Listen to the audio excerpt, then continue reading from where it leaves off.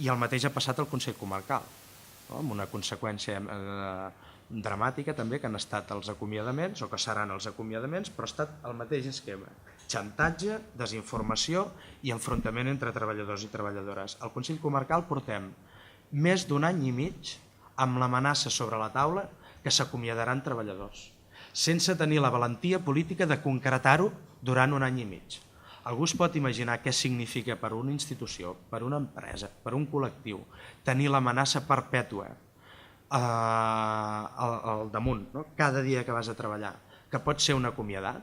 Doncs això és el tipus de política, com entenen els responsables polítics del Consell Comarcal, els convergents del Consell Comarcal, que han de ser les negociacions laborals. No?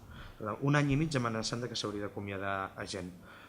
I a més, amb la barra de deixar un interval tan ampli com és dir que s'hauran d'acomiadar entre 5 i 9 persones i mantenir aquesta idea sense concretar, però repetint-la permanentment, ja no es deixaven de concretar-la, de que s'acomiadarien entre 5 i 9 persones en funció de si es portaven bé o no es portaven bé tots els treballadors, reduint-se salari. Ha sigut una amenaça que ha acabat no sent real. No necessitaven 9 persones, no necessitaven acomiadar 9 persones. De fet, n'han concretat 4. I els treballadors no s'han acabat abaixant fins ara el salari. Per tant, era aquesta estratègia de mentir i amenaçar per provocar una situació al límit, i que la gent passi aquest terror laboral que estàvem dient ara, la política de terror laboral. I a més amb l'agreujant en aquest cas que el Consell Comarcal, si es troba en la situació que es troba, no és perquè se'ns acabi el finançament per dificultats de tresoreria, que també, però el motiu principal són els errors i la incapacitat política dels governs que hi ha hagut fins ara, que han deixat un forat permanent i de gairebé insalvable d'aquest sempre mig milió d'euros que tenim, que és atribuïble directament als errors i mala gestió dels diferents governs comarcals. Hem parlat altres vegades amb la seva política d'inversions i d'altres. Què han fet a més el Consell Comarcal? El mateix, enfrontament entre treballadors. O reduïu tots els sous o acomiadarem més gent. Això evidentment ha generat una tensió entre treballadors i treballadores al Consell Comarcal que és insalvable. Que a dia d'avui el Consell Comarcal ja no pot ser l'espai de treball còmode dedicat a les persones i dedicat permanentment a la comarca amb esforç permanent que havia sigut durant molts anys, perquè han creat durant un any i mig un clima laboral que ha anat minant la motivació de tot el col·lectiu de treballadors. Aquesta gent ha protagonitzat també al Consell Comarcal una pantomima de negociació col·lectiva, perquè no és l'estratègia que volen seguir, la seva estratègia és la negociació individualitzada, i aquest ha estat el resultat.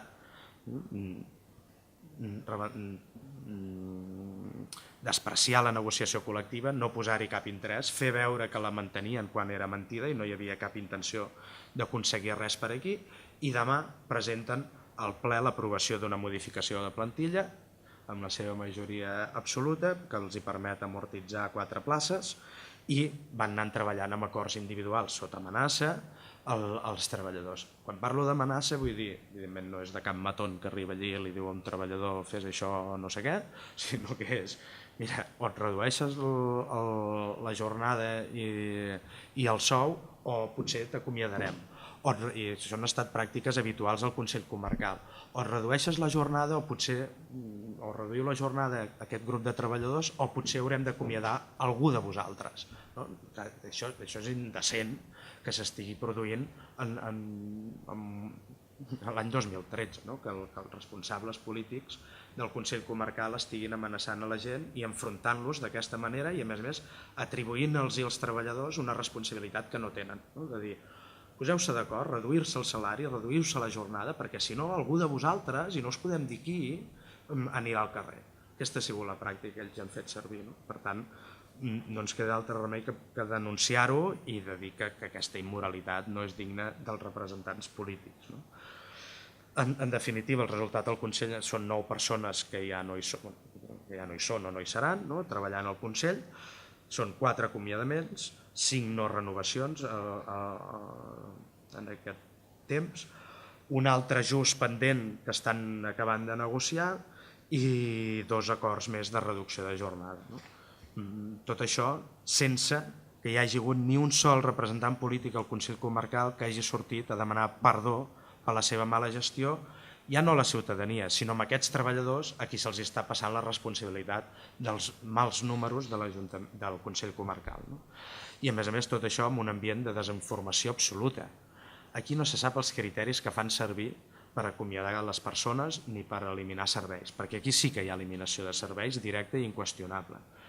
No se sap si han agafat el criteri d'acomiadar interins i mantenir la gent que estava en unes oposicions fetes o no. No se sap si el criteri és que la gent amb més temps és gent que es queda i gent que no.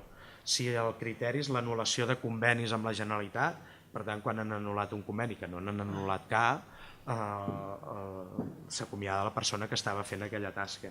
No se sap si hi ha departaments que van eliminar o n'hi ha que no.